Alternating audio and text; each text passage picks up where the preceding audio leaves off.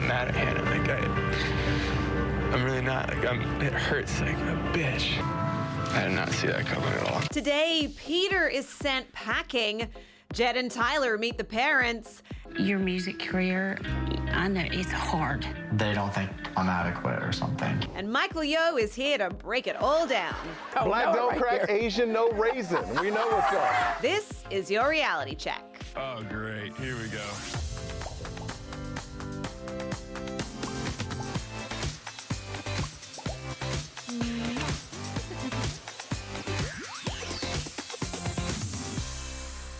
Hey everybody, it is And Then There Were Two Tuesday. You know what I'm talking about. I am Lyndsey Rodrigues. Welcome to Reality Check. Joining me today is EWTV critic Kristen Baldwin and comedian and SiriusXM host Michael Yo. Hello, Yo. yo. What's up, guys? Oh, I'm great. I'm great. How are you? I'm fantastic. Kristen, I'm very happy to have you back on the show. It's a big day in Bachelor world, It's so I'm quite a huge excited. day. We have a lot to cover, and we're going to be talking all about the first part of the Bachelorette season finale. So make sure you check out our poll on Twitter. It's over at People, because we want to know how you think Hannah's journey is going to end. You have a couple of options here, right? A proposal, a breakup, a proposal, then a breakup, or a breakup, then a proposal. Don't say we don't give you options, you guys. Right. All right? So why don't you guys start voting? We'll check back for the results later on the show. But right now, Kristen, Michael, and I are going to kick off our top five. Right.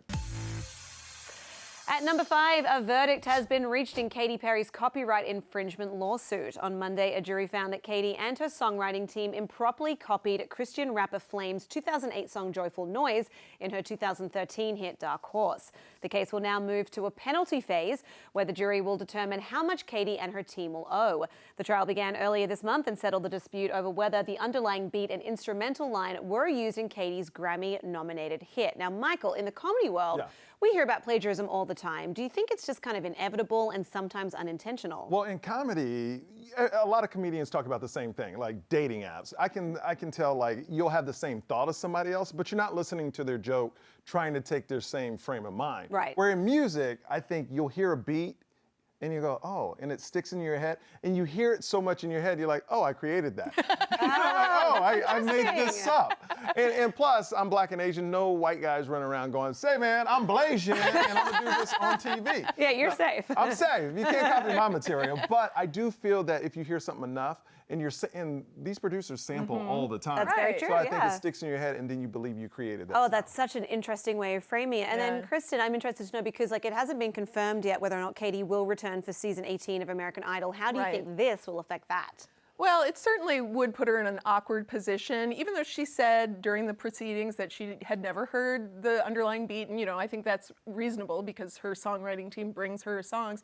To then go back and judge a singing competition with this hanging over you would probably put her in an awkward position in terms of questions from the press and things like that. Right. Also, she doesn't need the money, so she may decide that this is not the time to be a reality show host. Or maybe she needs more money now. Maybe she does have to pay those legal bills. I don't know. Let's just see. We'll have to wait and see. At number 4, Joanna Gaines shares an adorable video of 1-year-old baby Crew looking steady on his feet. She captioned the video, and we have a walker. This comes just 2 weeks after husband Chip Gaines revealed that Crew took his very first steps. Aww. I know! The baby boy celebrated his first birthday in June, which the Fixer Upper family celebrated on their farm in Waco, Texas. And the couple recently announced they will be launching their very own TV network, debuting next year. Now, we're seeing a lot of this, celebrities creating their own networks. Is this like a natural step in controlling and curating their brand? I think when you're a brand as big as Chip and Joanna Gaines, you have enough content built up and also just enough brand recognition. People love everything they do, whether it's sharing a photo of their baby or, the shows they host. So I think that they have a chance at launching a network that would be successful. I don't think every celebrity can do it for sure. You have to be on the Oprah level, and they're not quite there yet, but I think they're on their way. They're on their way. Michael, any aspirations to be a network boss? I think the whole deal is when, like, 20 years ago, it was just TV. That was the only platform. Then the internet came out, and now we have all these social media apps. I feel the only way you can have financial freedom is to own your own content. And I feel that's the new direction. Instead of being on TV, you make your own content, you own your own content, you put it on YouTube, Facebook, Instagram, and you own and you have no boss. Right, that's creatively, that's the dream. You're and not it's beholden such to a anyone. dream. You can do whatever you want, and now people are getting rich off it. You got 6-year-olds that are making YouTube stations making $9-10 million a year. I know, man. I gotta have a kid to put that. Seriously. No free rent. At number 3, another star-studded lineup is headed to Central Park for the 8th annual Global Citizen Festival. Yep, it's coming back to NYC on September 28th. The nonprofit announced its A-list slate of headliners, which does include some of your reality favorites.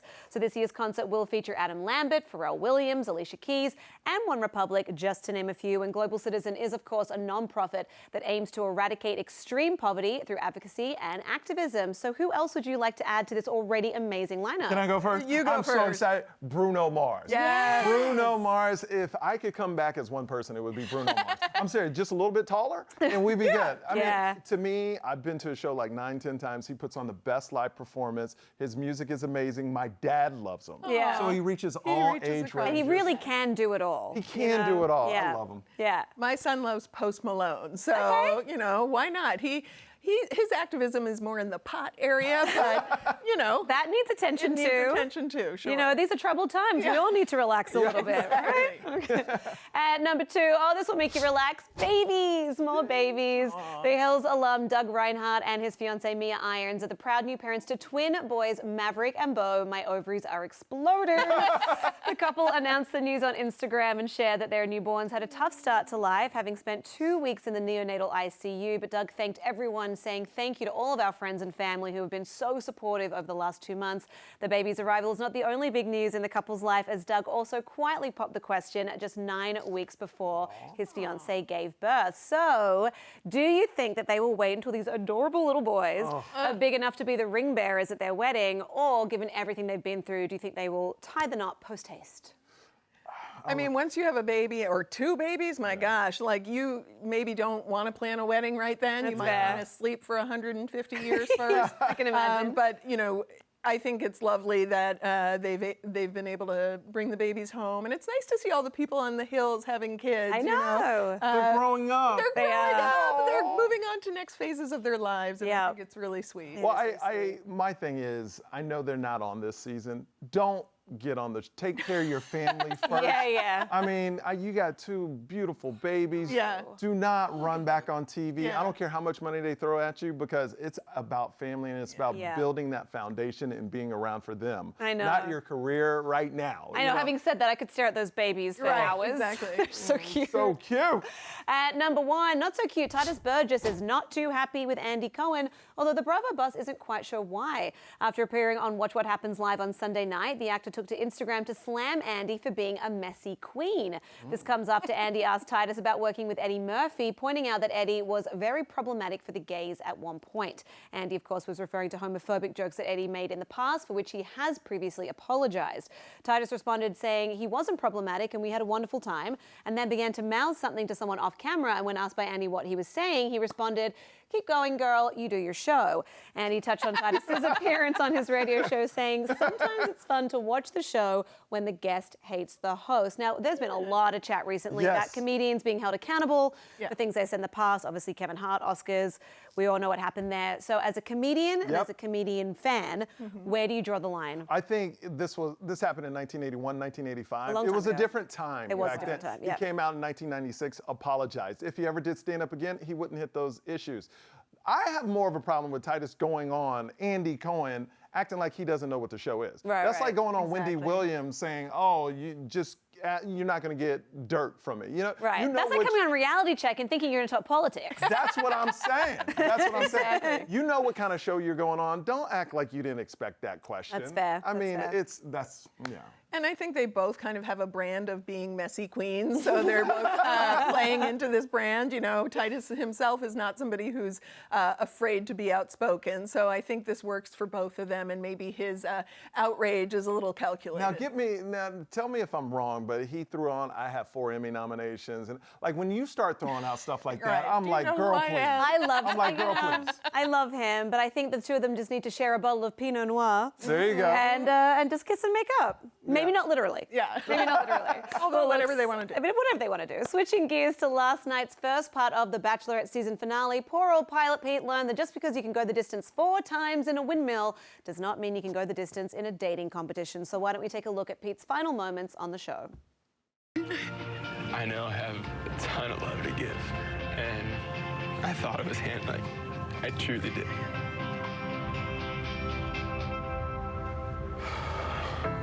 Michael, you naughty boy, laughing at that man's pain.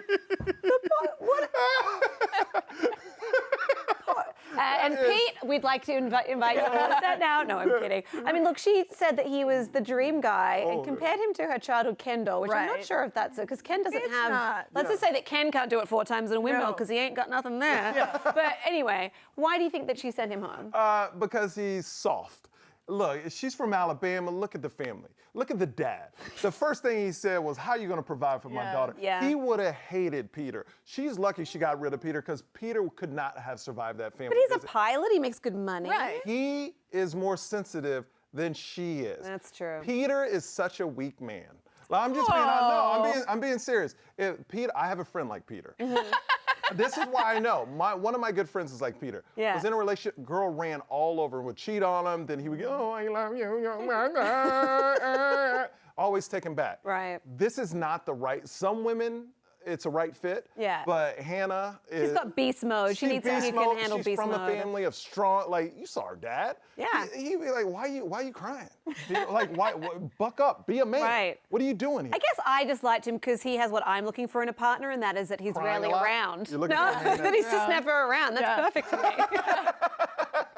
We're going to dive more into this after the break, but you had better believe that when we do get back, we have so much Bachelorette to talk about, so make sure you stay tuned. I will say, I still can confidently say that Jesus still loves both of us. That's right. All right, after all that. Amen. So.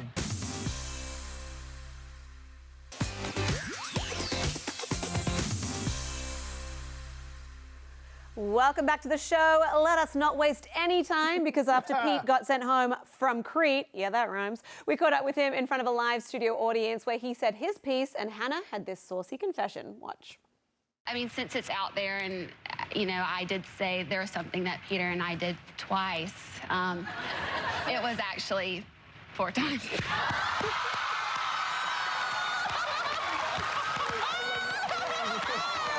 Oh, and the peanut gallery goes wild. I love the mom, just like, yes, Yes. that's my boy. My that's parents my have boy. never been so proud of me for anything, and these guys were just like, yeah, you did it 4 times. There's What a did you lot think? of people talking openly with their parents about their sex lives just in general on this episode, which feels really weird to me. I'm like 100% WASP, and so we do not do that. Right, okay. So yeah, it was really odd to see the mom being like, woohoo, good job. Yeah, well, here's when I was watching the whole episode for all the guys, I felt like it was an audition to be the Bachelor. Yeah. They got their families involved, mothers are crying, Yep. they're clapping for the kids having sex. I mean, it was all over the place. So Do you think it was 4 times? No, I think that was her exit prize to Right, Peter. It's like, okay. hey, like no, the it didn't happen. Because I don't think it happened. I think, hey, I kicked you off the show. Hey, 4 times. So 4 times, right? Yeah. And it was this big. Yeah, right? Bachelorette fans are notoriously not shy about sharing their opinions, and last night one audience member got their chance to voice theirs on the live show. Watch this. I was scared I was letting go of the perfect guy. And, well,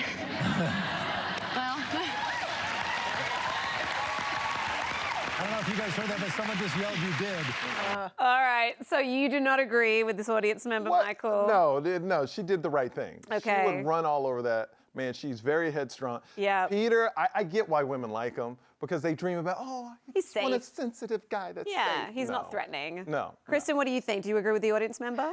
No, I mean, he seems like a very nice guy. He certainly stayed out of the drama. He's handsome, whatever, but he's boring. Thank you. He's Thank you. boring. She would be bored silly. Yeah, fair enough, fair enough. Well, look, as Peter flew away, Jed and Tyler hit new highs and lows as they met the parents. Now, Tyler knocked it out of the park, but Jingle Jed, as I shall henceforth be referring to him as, left Hannah's mom pretty worried about her future. Check it out. well, how do you feel about Jed and I together?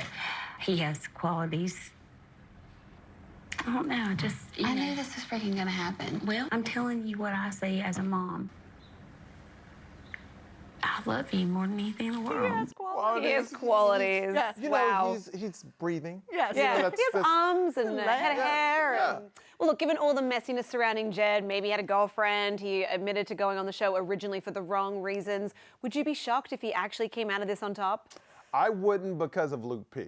Okay. For some reason, and this is why I think Peter was going to get the axe, is because obviously she likes somebody to bump heads with. Yeah. She likes she likes verbal challenges. She likes mentally being challenged, and she likes kind of like an outlaw. And I think more than Tyler's just like, hey man, I'm just entertaining.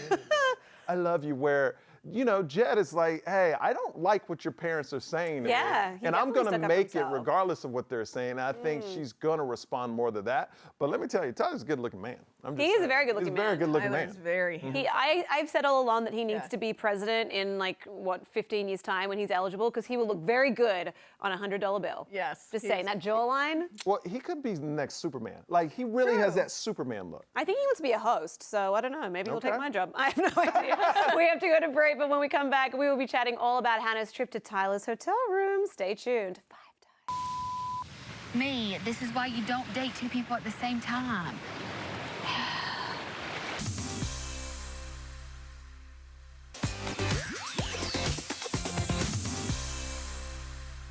Welcome back to the show. I'm still hanging out with Michael Yo and Kristen Baldwin, and now it is time to get into Tyler, because after meeting with Hannah's parents, it definitely seemed like he was making his way into both Hannah and her mum's hearts. Watch. So far, I feel really good. And I love the fact that he makes you happy and that he'll dance with you. Like, there's so much about him I like. Do you see yourself getting engaged to him at the end? Yeah. Heard that? Long yes, pause. She does. Long pause. Yes. But then after a romantic horse riding date, Hannah showed up at Tyler's hotel room. Watch. Hey, what's up? Welcome home. Welcome to my crib. Dang. After tonight, the next time I see him is on proposal day. And so I just want to leave here feeling really confident about where we are. She needs a test drive. That's what she needs. Well, here's the thing. I mean, she has spoken about how respected she feels by him because they apparently have not had sex up until that point. Do you think they did in that room that night? I don't. Okay. You don't? Okay. I do. Because Hannah. Yeah, It's Hannah. and you know what? Good for her. She did get it, girl. But I think that this is always what happens. They do the last chance date, and then they do the goodbye in the person's room. And yes, they went upstairs and made out. I don't know. I feel like if they kicked the camera crew out, we would have seen that. Oh yeah, if they didn't kick him out, then yeah. But I feel that they should have if they didn't. I just feel like if he gets eliminated tonight and he just spent 2 months blue balling it, I just feel really sorry for him. So I hope they did. Here's why I'm worried about Tyler is after her parents hated Jed, she was still like, I don't know, I like Jed. Because Tyler just seems like a runaway. Like, your parents like him, you like him, let's go. Gorgeous. Bye, Jed. But she's struggling. She's still flip-flopping a little. She is flip-flopping, which makes me worried because it seems like Jed has everything stacked against him, but yet she's still like, oh my God, I like him. I know. And that's the thing. She does speak very differently about the connection she feels with the two of them. When she speaks about Tyler, she's like, I feel it. It took me a little bit longer to get there, but now I'm here and it feels good. And then with Jed, she's like, I don't know. So I don't know. What do you think Tyler's chances are at winning her heart? I mean, I think so many people were saying last night on Twitter, one of the reasons she was so upset when her parents were pushing her about Jed, and by the way, he doesn't have a job, and dog food jingle and all that. She was angry because she had already made up her mind. Like, maybe she wasn't really admitting it to us or to herself, but like I think she had already kind of chosen him, and then to have the family gush over Tyler and be like, Jed's kind of lame. That was. And you have to move to Nashville. Yeah, and listen to dog food jingles. I think I give the upper hand to Jed just because of Luke P. Luke P plays a big part. You saw what type of guy she'll keep around. Yeah. And I think this guy, Jed, is more like that Luke P than, because it's weird how she says this is one of the first times I felt respected by Tyler. Right. Which is kind of sad Yeah. in the same point. Yeah. But I think Jed is more of the model of guy she's probably dated in the Yeah. past. I think she's a rebel. I think she's a little bit of a rebel. Yeah. I mean, look, we won't know until tonight, but in the meantime, we have our Twitter poll, which we're going to take as gospel. So why don't we check in with the results and see how you all think the finale will play out tonight. We gave you 4 options, and it turns out that 69% of you believe that Hannah's journey will end with a proposal and then a breakup, in which case probably would make sense, Jed, because of the whole, potentially having a girlfriend thing. That would hurt. All that stuff. Are you guys surprised by these poll results? No. I mean, I don't see Hannah, if she would have picked Tyler, I would have said they would have stayed together. Yeah. If she picks Jed, I could see them breaking up because you already have rumors of a girlfriend you broke up, and that's not a good way to start a relationship. It's not a good look. She doesn't know that yet because, I'm sure she knows it now, but she didn't know it over the course of this journey. So, I mean, I feel for her, but... And I think it's just weird watching, this is on both sides, watching what everything Jed said or whoever you pick said throughout the whole series, and then watching her make out with everybody too. That's got to be uncomfortable. Yeah, that's got to be terrible. Yeah, well, we'll have to see it all play out tonight. You better believe we'll be watching. And when we come back from this break, we're also going to be hitting you with another great moment in reality history. So make sure you don't go anywhere.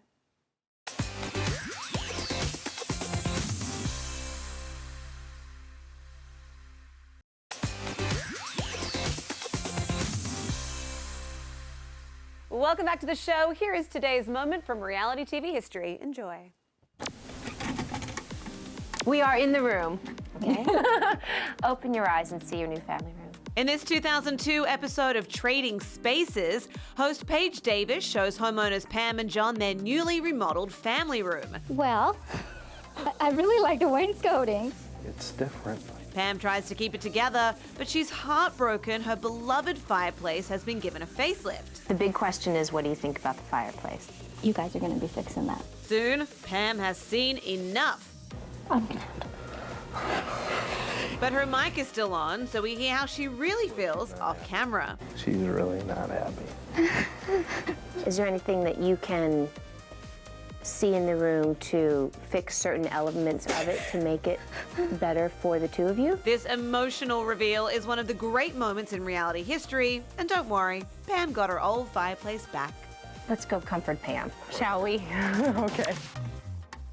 Nice fireplace. I don't know, you guys. That is all we have time for today. I want to say a big thank you to EW's Kristen Baldwin and, of course, to comedian Michael Yo, whose stand-up special Blasian is available on all streaming platforms, so go check that out. It's also for free on Amazon Prime. And make sure you tune into his new podcast. It's called The Michael Yo Show. That's it premieres August 5th, and I love that it rhymes, buddy. Congratulations. Kristen, thank you.